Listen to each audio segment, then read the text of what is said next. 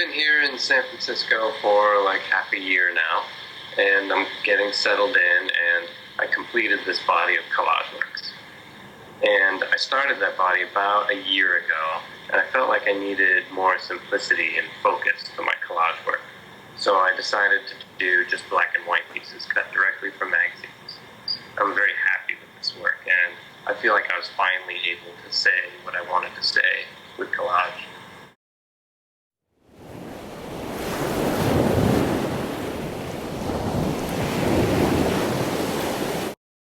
Cave Portal represents the first collage that I did when I moved to San Francisco.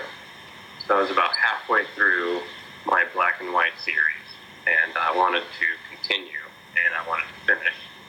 And this is where I started, the finishing process.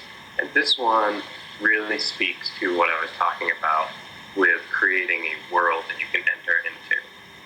Not only can you enter into the world of this collage, there are other worlds that you can enter into within it. Obviously, the door and window into the cave with the boat in the background.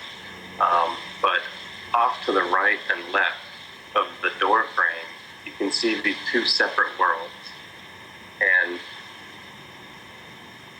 I like how you can enter into different areas of one piece of artwork.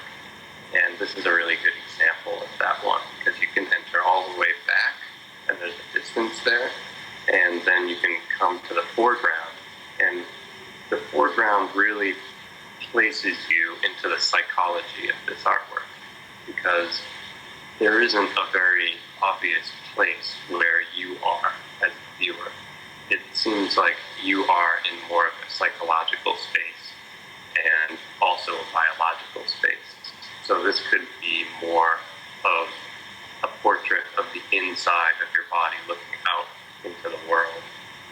You can see these types of clues to that, as in to the left, the body that has organs exposed for scientific study, and there are some more personal close-up objects like hair and hands, and there's also homage to human culture over time with the possibly Roman wall relief sculpture, and the darkness of space up in the top right with the hand and the light. I feel like you can see a lot of influence from the darker artists that I am interested in, that are kind of obscure to the art world, but like filmmakers like David Lynch. He was originally a painter, and I feel like his film works really influence a lot of the darker parts of my artwork, by adding an element of mystery in there, in a reductive way, kind of like seeing a monster movie where you never really see the monster.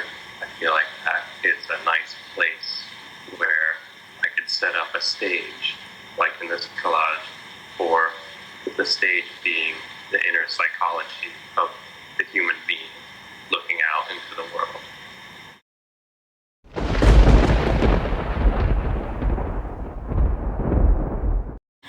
In the Night is the one with the statue reclining.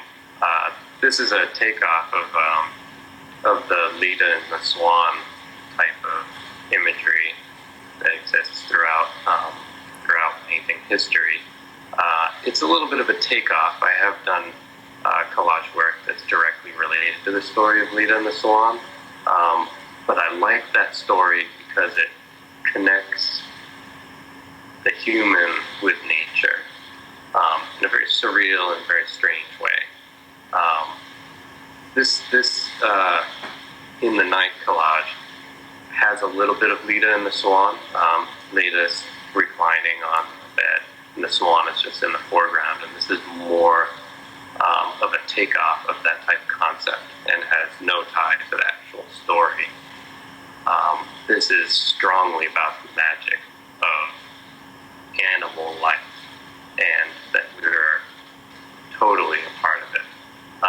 there is a lot going on here, a lot of haunting type imagery, and I think to a certain degree, with our ethics and our politics and our humanity as human beings, we tend to forget that how raw and animal-like our behavior is.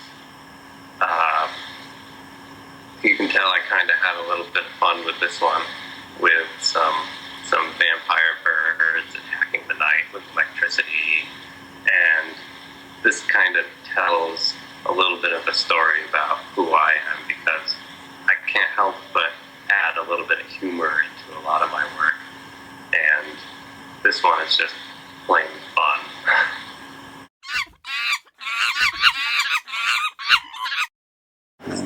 This is one of the last ones that I did called Body Temperature.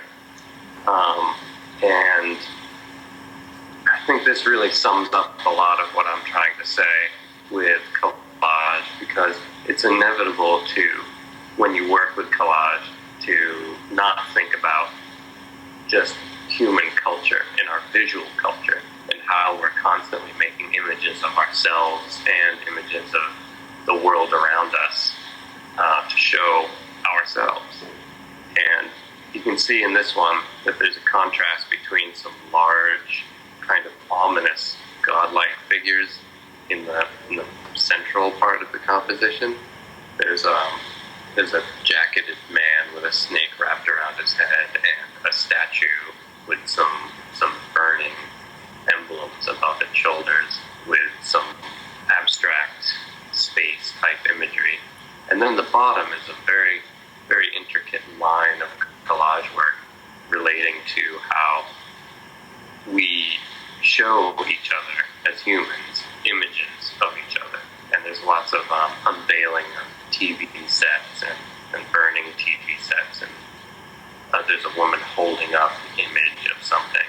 And I think that's very strange, because we can walk out into the world and see something that really affects us.